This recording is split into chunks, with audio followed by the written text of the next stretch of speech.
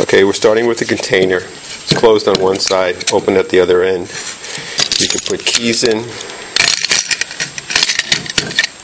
put a flash drive in, or put a flash drive and a broadband modem in, or you can put pills, medication, whatever in. You can put money in, stuff some cash in. You can put some spices, store your spices in a plastic bag. Or these are another type of, I don't know what you call this, but you can put this in here. And I have a cover. Cover goes on. And then you take your Clicksafe, easily goes on to the other end. It's locked in.